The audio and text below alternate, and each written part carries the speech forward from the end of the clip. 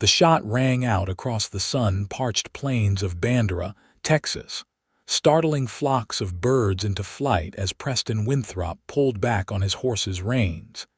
Ears perked toward the distant cry that followed. Summer of 1878 had brought nothing but drought and desperation to this corner of the frontier. But something about that sound, a child's scream, made his blood run colder than the water in Hondo Creek. Preston hadn't come this way looking for trouble, but trouble had a way of finding even the most reluctant of men in these untamed territories. Preston adjusted his worn Stetson, squinting against the harsh Texas sun as he urged his dapple-gray stallion, Merlin, toward the source of the commotion. At 32, he'd spent more years than he cared to count drifting through the western territories, working cattle drives from Texas to Montana. His only constant companion, the revolver at his hip, and the memories he couldn't outrun. Another shot crackled through the air, followed by the unmistakable sound of a wagon wheel splintering. Preston dug his heels into Merlin's sides, and the horse responded instantly, powerful muscles bunching as they charged over a small rise. The scene below made Preston's jaw clench tight. 3 riders surrounding a broken-down wagon, a woman's body sprawled motionless in the dirt, and 2 small figures huddled together beneath the wagon's frame. "Looks like we found ourselves some company, boys," one of the attackers called out, noticing Preston's approach. The man turned, revealing a face weathered by sun and malice, his yellow teeth bared in what passed for a smile. Preston didn't slow Merlin's pace, his right hand moving to the Colt revolver at his side. "3 against children," he called out, his voice carrying across the distance. "Your mothers must be mighty proud." The leader spat into the dirt. "Ain't your business, stranger. Ride on if you know what's good for you." Instead, Preston guided Merlin in a wide arc, positioning himself between the attackers and the wagon. Now he could see the children clearly, 2 girls, one perhaps 10 years old with blonde braids, clutching a younger one with dark hair who couldn't be more than 6 or 7. Their faces were streaked with tears and dust, eyes wide with terror. "I'm making it my business," Preston replied, his voice deceptively calm as he assessed the situation. The woman on the ground, likely the girl's mother, wasn't moving, no sign of a man nearby. The wagon's front wheel was shattered, supplies scattered across the ground. 3 armed men against children. That math doesn't sit right with me. The leader's face darkened as his companions spread out, hands hovering near their holsters. "Last chance to ride away, mister. These orphans got something that belongs to us." Preston's eyes narrowed at the word orphans. A weight settled in his chest, heavy and familiar. "Seems to me the only thing these children have is fear and grief." His hand remained steady near his revolver. "I'm giving you boys the chance to leave peacefully." The leader laughed, a harsh sound like stones grinding together. 3 against 1. Those odds favor us." "Not from where I'm sitting," Preston replied, his blue eyes cold as winter sky. What happened next unfolded in heartbeats. The leader went for his gun, but Preston had already drawn. His first shot caught the leader high in the shoulder, spinning him from his saddle. The second man fired wildly, the bullet whistling past Preston's ear. Preston's return fire was more accurate, catching the man in the thigh. The third attacker, seeing his companions fall, wheeled his horse around and galloped away, disappearing in a cloud of dust. In the sudden silence that followed, Preston could hear the soft sobbing of the girls beneath the wagon. He holstered his weapon and dismounted, approaching slowly with his hands visible. "It's all right now," he said softly, crouching down to their level. "They won't hurt you." The older girl pulled her sister closer, eyes wary. "Are you going to hurt us?" Preston shook his head. "No, little one. I'm here to help." The younger girl peeked out from behind her sister. Mama won't wake up. Preston's heart constricted painfully. He'd seen enough death to know the woman couldn't be saved, but he went to check anyway, confirming what he already knew. When he returned to the wagon, he knelt in the dirt before the children. "What's your name?" he asked the older girl gently. "Olivia Jenkins," she answered, her voice barely audible. "This is my sister, Emily." "I'm Preston Winthrop," he replied, tipping his hat. "Where were you and your mama headed, Olivia?" "Durango," she whispered. "Papa died of fever last month. Mama said we have an uncle there, but I don't know him." Preston nodded, looking at the broken wagon and the approaching night. "Well, Miss Olivia and Miss Emily, seems to me we need to make camp and figure things out. Are you hungry?" Both girls nodded, eyes wide. Preston set about gathering the scattered supplies and building a small fire, keeping his movements slow and non-threatening. As twilight deepened into night, he managed to coax the girls from beneath the wagon with a simple meal of beans and biscuits. While they ate, he learned their mother, Sarah Jenkins, had sold everything they owned in Fort Worth after their father died, hoping to reach her brother in Colorado. The attackers had followed them from the last town, where Sarah had unwittingly flashed too much money while purchasing supplies. After the girls fell into an exhausted sleep wrapped in his spare blanket, Preston sat by the fire, contemplating the turn his life had taken. He'd buried their mother as best he could, marking the grave with stones. Now he had 2 orphaned girls to consider, a responsibility he'd never sought. The next morning, Preston fashioned a travois from the broken wagon parts to carry the girls' meager belongings. "We can't stay here," he explained as they watched him work. "And that wagon isn't going anywhere. We'll ride to Bandera. It's about a day's journey. They've got a sheriff there who might know how to reach your uncle." Olivia looked uncertain. "On your horse?" Preston nodded, securing the last rope on the makeshift travois. "Merlin's strong. He can carry all of us for a while. We'll take it slow." Getting the girls settled took time. Preston placed Emily in front of him with Olivia behind, her thin arms wrapped tightly around his waist. As they started toward Bandera, he felt the weight of their trust settle across his shoulders, heavier than any burden he'd carried before. They made camp that night beneath a stand of cottonwoods, the girls gradually becoming less afraid in his presence. Emily even smiled when Preston managed to catch a rabbit for their supper, her small face lighting up at the first proper meal they'd had in days. "Mr. Preston," Olivia said as they sat by the fire, "those bad men said we had something that belongs to them, but we don't have anything valuable." Preston considered this. "Your mama might have had something they wanted, money perhaps." Olivia shook her head. "Mama kept the money in her boot. I checked after." Her voice faltered. "It was gone." "Then they got what they came for," Preston replied grimly. "Don't worry about it now. Get some rest." But late that night, as the girls slept, Preston found himself wondering. If the bandits had taken the money, why had the leader mentioned the orphans having something that belonged to them? The question troubled him as he drifted into an uneasy sleep, his hand never straying far from his revolver. They reached Bandera by midday. The small town was busy with the usual frontier activity: cowboys, ranchers, and townsfolk going about their business. Preston headed straight for the sheriff's office, the girls' wide eyes taking in everything from their perch on Merlin's back. Sheriff Taylor was a grizzled man with a thick mustache and shrewd eyes that missed nothing. He listened to Preston's account of finding the girls and frowned deeply. "Sounds like the Harding brothers," he said, stroking his mustache. "Been causing trouble up and down this territory for months. Telegram came in last week saying they robbed a bank in Fort Worth." He eyed the girls with concern.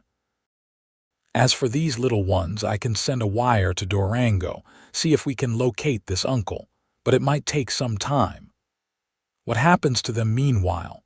Preston asked. The sheriff shrugged. "There's a widower woman who sometimes takes in children temporarily. Name's Ophelia Johnson. Runs the dress shop on Main Street. She might help, but—" He trailed off, his expression doubtful. Preston nodded, understanding the unspoken message. Towns like Bandera had limited resources for orphans. Many ended up in church-run orphanages or indentured to families needing extra hands. "I'll take them to Miss Johnson," Preston decided. "See if she can help while we wait on word from Durango." The dress shop was a modest establishment with a bell that tinkled cheerfully as Preston entered, the girls trailing behind him like shadows. A woman looked up from behind a counter where she'd been measuring fabric, her auburn hair pulled back in a practical knot, green eyes curious. "Can I help you?" she asked, her gaze moving from Preston to the two disheveled children. "Are you Miss Ophelia Johnson?" Preston asked, removing his hat politely. "I am," she confirmed, setting down her scissors. She was younger than Preston had expected, perhaps in her late 20s, with a face that spoke of both strength and gentleness. "Preston Winthrop," he introduced himself. "Sheriff Taylor suggested I bring these children to you. This is Olivia and Emily Jenkins. Their mother was—" He glanced at the girls, choosing his words carefully. "They're alone now, and we're trying to locate their uncle in Durango."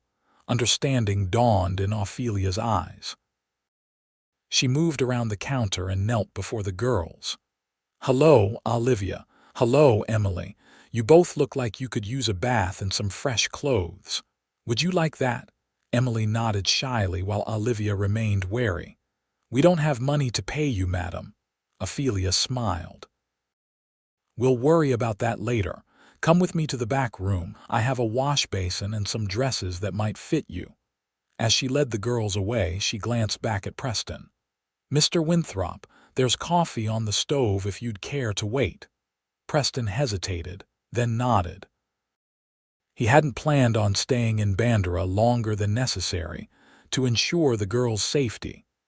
But he found himself settling into a chair in the corner of the shop, pouring a cup of surprisingly good coffee from the pot on the small stove.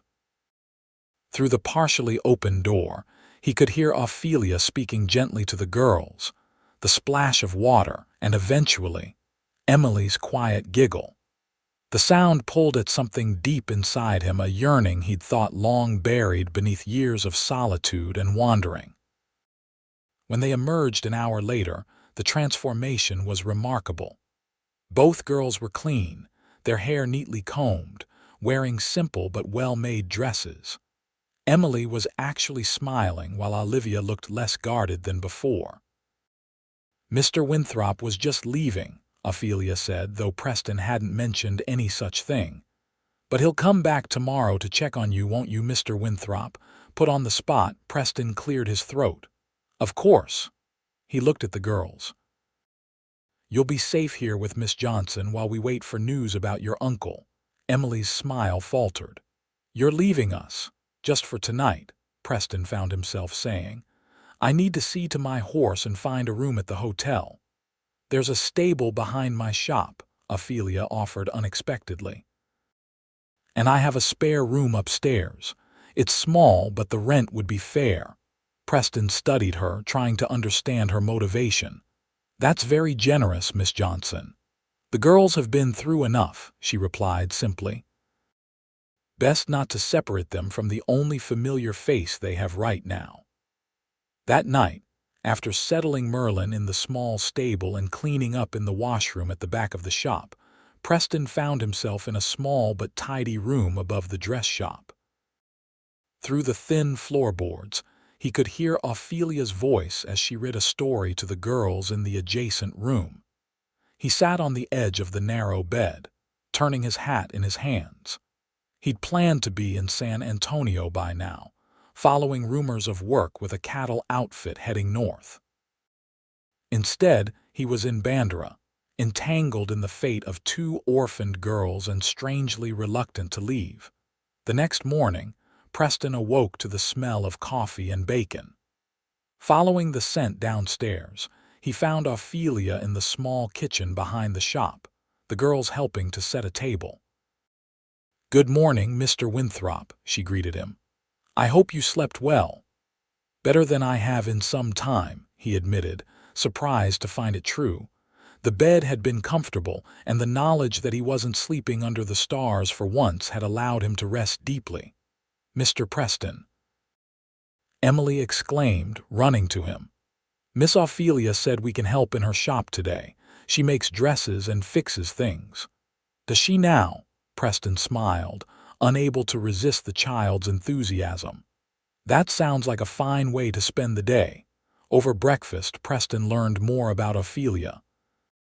She'd come to Bandera 5 years earlier after her husband died of consumption back east.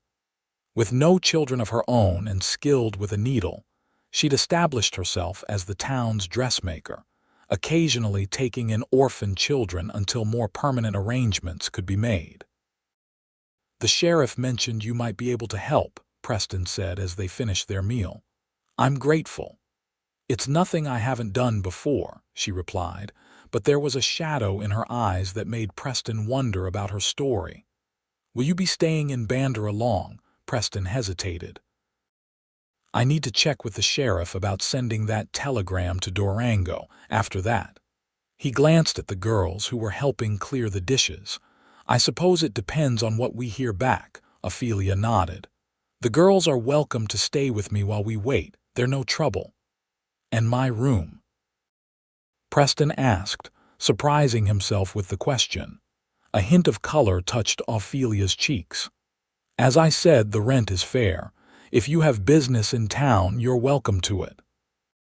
Preston had no business in Bandera, but as he walked to the sheriff's office later that morning, he found himself considering possibilities. The town seemed prosperous enough. Perhaps there was work to be had while he waited for word about the girl's uncle. Sheriff Taylor had already sent the telegram. "Might be a few days before we hear back," he warned. "Telegraph line to Durango is unreliable. In the meantime, I could use a deputy, temporary-like. My regular man broke his leg last week chasing a horse thief." Preston raised an eyebrow. "A deputy?" "I'm just passing through, Sheriff. A man handy with a gun who stands between children and the Harding brothers is the kind of man I want watching my town," Taylor replied. "Pays not much, but it's steady. Think on it." Preston did think about it as he wandered Bandera that day, familiarizing himself with the layout of the town. It was larger than he'd initially thought, with several saloons, a hotel, a bank, a general store, and various other businesses. The people seemed friendly enough, nodding to him as he passed. By late afternoon, he found himself back at Ophelia's shop. Through the window, he could see Emily sitting on the counter, watching as Ophelia showed Olivia how to measure fabric. All three were smiling, and something about the scene made Preston's chest tighten. The bell jingled as he entered, and Emily's face lit up. "Mr. Preston, did you find our uncle?" "Not yet, sweetheart," he said gently. "But the sheriff sent a telegram. We should hear something in a few days." Ophelia looked up from her work, a strand of auburn hair falling across her forehead. "Did you have a productive day, Mr. Winthrop?" "Sheriff offered me temporary work as a deputy," he replied, still somewhat bemused by the offer. "Seems his regular man is laid up. Will you take it?" Ophelia asked, her hands stilling on the fabric. Preston shrugged. "Been a long time since I answered to anyone but myself. Not sure I'd make a good lawman." "You saved us," Olivia said quietly, speaking up for the first time that day. "That's what lawmen do, isn't it?" The simple logic of the child struck Preston speechless for a moment. "I suppose it is," he finally responded. That evening, after the girls were in bed, Preston found himself sharing a cup of tea with Ophelia in the small sitting room above the shop. The space was modestly furnished but comfortable, with handmade cushions adding color to the worn sofa and chairs. "They're remarkable children," Ophelia observed. especially considering what they've been through. Preston nodded. Olivia's trying to be strong for her sister. Takes a lot of courage for a child her age. And you? Ophelia asked, her green eyes searching his face. What brings a man like you to this part of Texas? You don't strike me as the drifting cowboy type, despite appearances. Preston considered his response. It had been years since anyone had asked about his past, and longer still since he'd been inclined to share it. But something about Ophelia's direct gaze made him want to answer honestly. I was born in Virginia, he began. My father had a successful horse breeding operation. I was supposed to take it over someday. Then the war came. He stared into his tea. I fought for the Confederacy, not because I believed in the cause, but because it was expected. When I came home, everything was gone. Union soldiers had burned the stables and taken the horses. My parents died of fever during the war. I'm sorry, Ophelia said softly. Preston shrugged. It was a long time ago. I headed west afterward, worked cattle drives, did some ranch work, even tried my hand at mining in Colorado for a spell. Never stayed anywhere long. And now, she asked. Now I've got 2 orphaned girls looking at me like I'm some kind of hero, he said with a humorless laugh. And a sheriff offering me a badge. You could do worse, Ophelia pointed out. Bandera's a good town. People here look out for each other. Preston studied her. Is that why you stayed?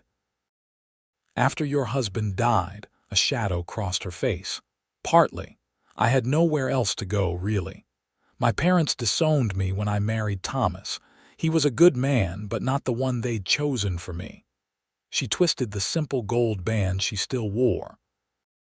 When he died, I sold everything except what would fit in a trunk and headed west.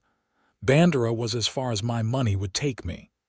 And you built a life here, Preston observed. Ophelia smiled faintly. Day by day. It's not the life I imagined, but it's mine. The following morning, Preston accepted the sheriff's offer.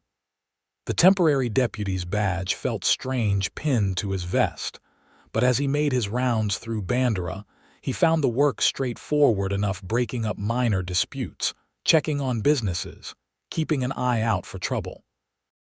In the evenings, he returned to Ophelia's shop, where he was greeted with increasing enthusiasm by Emily and growing acceptance from Olivia.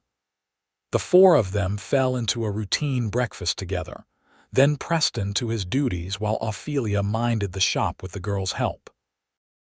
Evenings were spent sharing simple meals and conversation. Preston found himself watching Ophelia, the graceful movement of her hands as she worked, the patient way she explained things to the girls, the rare but transformative smile that lit her entire face. She was beautiful, he realized with some surprise, not in the flashy way of saloon girls or the refined manner of society ladies he'd known in his youth, but in a quieter, more enduring fashion that caught him unawares. A week passed with no word from Durango. Then, too, the girls became more settled in Ophelia's home, helping in the shop and slowly beginning to smile more often. Preston found himself thinking less about moving on and more about the small pleasures of his current situation, Emily's laughter, Olivia's cautious trust, and the quiet conversations with Ophelia after the girls were asleep. It was during one such evening, nearly 3 weeks after arriving in Bandera, that Preston finally admitted to himself that his feelings for Ophelia had grown beyond simple gratitude or friendship. They were sitting on the small porch behind her shop, watching fireflies dance in the gathering dusk. The girls were already asleep, exhausted from a day spent helping at the church social. You've been good for them, Ophelia said softly. Especially Olivia, she's starting to trust again. They're easy to care for, Preston replied. Smart, brave little things. He hesitated. I've been thinking about what happens when we hear from their uncle. Ophelia's hand stilled in her lap. Oh, if he can take them, that's one thing, but if not. Preston struggled to find the right words. "I can't bear the thought of them ending up in an orphanage or separated." "What are you saying, Preston?" Ophelia asked, using his first name for the first time. He met her gaze directly. "I'm saying I might stay in Bandera, for the girls." He took a deep breath. "And perhaps for other reasons as well." The color that rose to Ophelia's cheeks was visible even in the fading light. "I see," she said softly. "And these other reasons." Preston had faced down armed men without flinching, but this moment required a different kind of courage. "I've grown fond of our conversations, Ophelia." "Of your company." He cleared his throat. "More than fond, if I'm being honest." For a long moment she said nothing, and Preston feared he'd overstepped. Then she reached out and placed her hand over his where it rested on the porch railing. "I've grown more than fond of your company as well," she admitted, her voice barely above a whisper. "Though I never expected it." The simple touch of her hand sent warmth spreading through Preston's chest. Slowly, giving her every chance to pull away, he turned his hand to clasp hers. Their fingers intertwined as naturally as if they'd been doing so for years. They might have remained that way longer if not for the sudden pounding on the front door of the shop. Preston was on his feet instantly, his hand going to the revolver at his hip. "Stay here," he told Ophelia, moving through the shop to the front door. Sheriff Taylor stood on the boardwalk, his expression grim. "Preston got trouble. Just got word the Harding brothers were spotted heading this way with reinforcements. Seems they're not done with those girls." Preston's blood ran cold. "How many?" "5, according to my source. They'll be here by morning." The sheriff eyed him seriously. "This badge doesn't obligate you to stand against those odds." Preston's jaw tightened. "Those children are under my protection now." The sheriff nodded, as if confirming something to himself. "Figured you'd say that. I've got 4 men willing to stand with us. Meet at my office at dawn." After the sheriff left, Preston returned to Ophelia, who had overheard enough to understand the situation. Her face had paled, but her voice remained steady. "What do they want with the girls?" "I don't know," Preston admitted, "but I'm going to find out. In the meantime, I want you and the girls ready to leave if necessary. Pack only what you need." Ophelia nodded, her fear evident but controlled. "There's a root cellar beneath the store.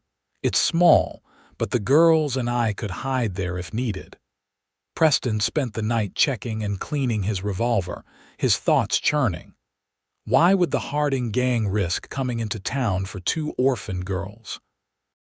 If they'd already taken the money from their mother, what else could they want? The answer came to him just before dawn, as he was preparing to meet the sheriff. "Olivia," he said quietly, waking the older girl. "Your mother's journey to Durango, was she carrying anything besides money?" "Anything valuable?" Olivia blinked sleepily, then her eyes widened. "Papa's papers," she whispered. "Mama sewed them into the hem of my dress, the one I was wearing when you found us. She said they were very important and we mustn't lose them." Preston helped her retrieve the dress from where it had been stored since their arrival. Sure enough, sewn into the hem was a small oilskin packet. Inside, Preston found land deeds hundreds of acres near Durango, apparently rich in silver according to the accompanying survey notes. "Your father must have purchased this land before he died," Preston realized. "The Hardings must have learned about it somehow. That's what they're after." He showed the papers to Ophelia, who had been listening. "These could be worth a fortune if the silver deposits are real," she said. "No wonder they're so determined." Preston carefully resealed the packet. "Get the girls to the cellar. I'm going to meet the sheriff." Before he could leave, Ophelia caught his arm. "Preston." Her voice trembled slightly. "Please be careful." In response, he drew her close and kissed her, a swift but tender gesture that conveyed everything he couldn't put into words. "I'll come back," he promised. The showdown came at noon. Preston, Sheriff Taylor, and 4 deputies positioned themselves along Main Street, waiting as 5 riders approached at a leisurely pace, their intent clear in their posture, and the rifles carried openly across their saddles. The leader, whom Preston recognized as the man he'd wounded weeks earlier, pulled up in the center of the street. "We want those girls and what they're carrying," he called out. "Hand them over, and nobody else needs to get hurt today." "Those children are under the protection of this town," Sheriff Taylor replied firmly. "I suggest you boys move along." The leader's face darkened. "Then I guess we do this the hard way." His hand moved toward his holster. What followed was the fiercest gunfight Bandera had seen in years. The Harding gang spread out, using horses and water troughs for cover. Preston and the deputies returned fire from doorways and behind barrels. For several minutes, the air was thick with gun smoke and the crack of revolvers. Preston took a bullet to the shoulder early in the fight but kept firing. He watched as one of the deputies fell, then another. Sheriff Taylor was hit in the leg but managed to drop one of the gang members with a well-placed shot. The tide turned when the townspeople began to join the fight. A shopkeeper with a shotgun took down another of the gang from his window. The blacksmith emerged from his forge with a rifle. Gradually, the Hardings found themselves outgunned and surrounded.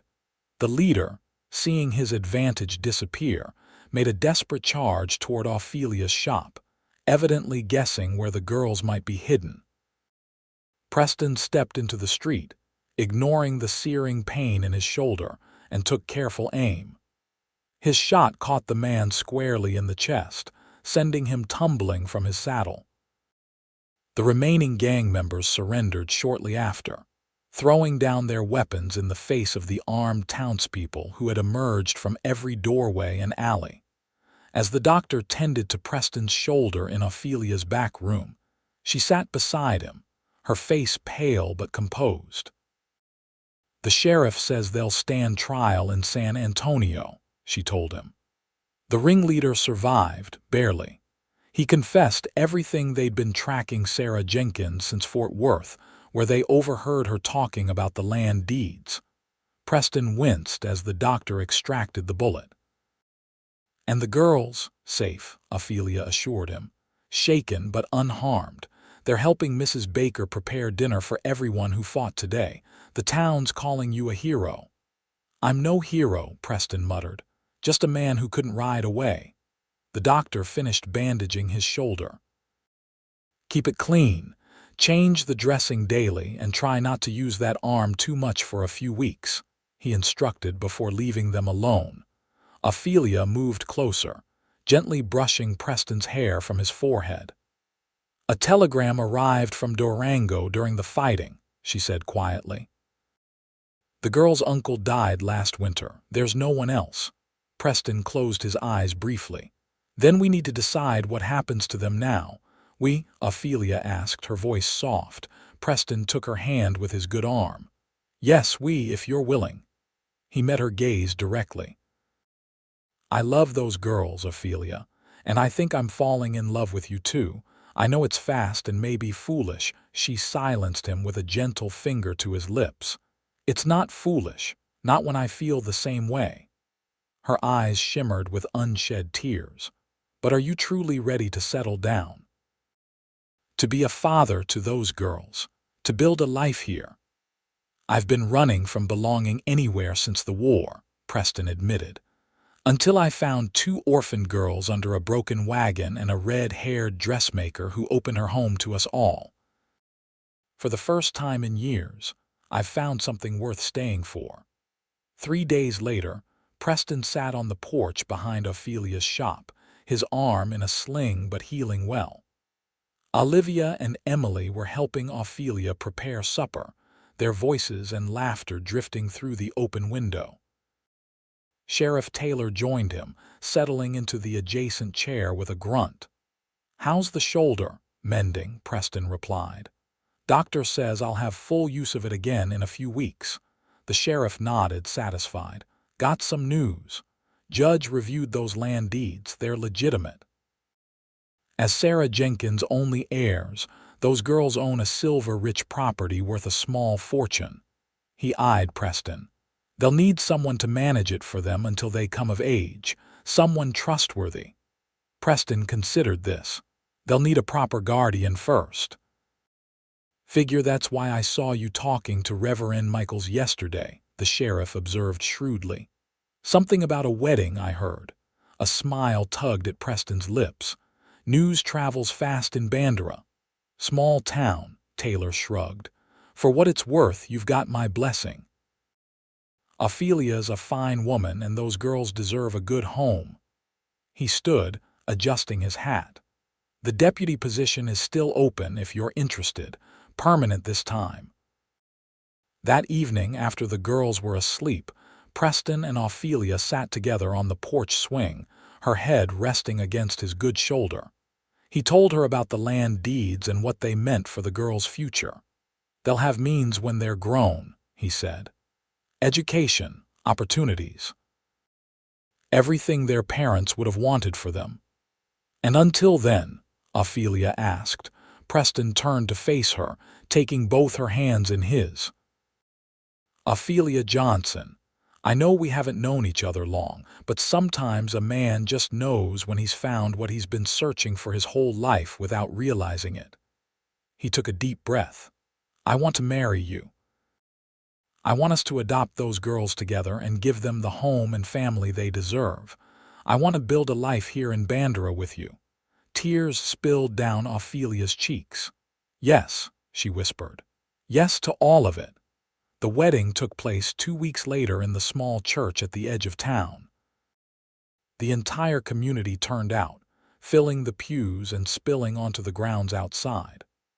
Olivia and Emily, dressed in new frocks Ophelia had made especially for the occasion, stood beside them as Preston and Ophelia exchanged vows. Afterward, during the celebration at the town hall, Preston found a moment alone with the girls. He crouched down to their level, mindful of his still healing shoulder. You know, he said gently, when Miss Ophelia and I signed those adoption papers yesterday, it meant that we're a family now. For always. Emily threw her arms around his neck immediately. Olivia was more hesitant, her young face serious beyond her years. What if you change your mind? She asked quietly. What if you want to leave someday? Preston gently took her small hands in his. Olivia Jenkins Winthrop, he said, using the new name she would carry forward. I promise you this. You'll never wonder where home is again. Not ever. Home is with us now, you, me, Emily, and Ophelia, and nothing in this world could make me leave that behind. Olivia studied his face for a long moment before throwing her arms around him, joining her sister in an embrace that nearly knocked Preston over. Over their heads, he met Ophelia's gaze across the room, her eyes shining with love and promise. 6 months later, Preston stood on the newly built porch of their home on the outskirts of Bandera. The modest house had plenty of room for their growing family, with a workshop for Ophelia's dressmaking business attached to one side. Behind it stretched fenced pasture where Merlin and 2 new horses grazed contentedly. The girls were in the schoolhouse in town, thriving under the teacher's guidance. Olivia had revealed a talent for mathematics that surprised everyone, while Emily's sweet nature had won her many friends among the local children. Preston now served as Bandera's permanent deputy sheriff, his reputation from the Harding gang shootout ensuring that troublemakers generally gave the town a wide berth. The silver mine on the girls' property in Colorado was being developed by a reputable company, with the proceeds held in trust for their future. Ophelia joined him on the porch, slipping her hand into his. Her other hand rested on the slight swell of her belly, where their child due in the spring was growing. Penny for your thoughts, Deputy Winthrop, she said, smiling up at him. Preston pulled her closer, marveling at how completely his life had transformed in less than a year. "Just thinking about paths not taken," he replied. "If I hadn't heard that gunshot that day, if I hadn't ridden toward it instead of away." "Then someone else would have found those girls," Ophelia suggested. Preston shook his head. "Maybe, but I wouldn't have found you or this." He gestured to their home, the land, the life they were building. "For years I drifted, convinced I'd never belong anywhere again after the war. Now I can't imagine being anywhere but here." "Regrets?" Ophelia asked, though her tone suggested she already knew the answer. "Not a single one," Preston assured her, bending to kiss her softly. "Though I do wonder sometimes what Sarah Jenkins would think, knowing her daughters ended up with a battle-scarred ex-Confederate and a headstrong Northern dressmaker." Ophelia laughed. "I think she'd be grateful they found love and safety, that they found a home." In the distance, they could see Olivia and Emily walking up the road from town, schoolbooks in hand, their faces lighting up as they spotted Preston and Ophelia waiting for them. Merlin nickered from the pasture, recognizing the girls who spoiled him with apples and affection. "Home," Preston repeated, the word still new and precious on his tongue. As the girls broke into a run toward the house, he added softly, "I told them they'd never wonder where home is again. I just never expected I'd be making that promise to myself as well." Ophelia squeezed his hand. "Some promises are meant to be kept forever." "This one certainly is," Preston agreed, stepping forward to meet their daughters, for that's truly what they had become as they raced up the path toward home. 5 years later, the Winthrop family gathered on the same porch to celebrate Emily's 12th birthday. The house had expanded along with the family.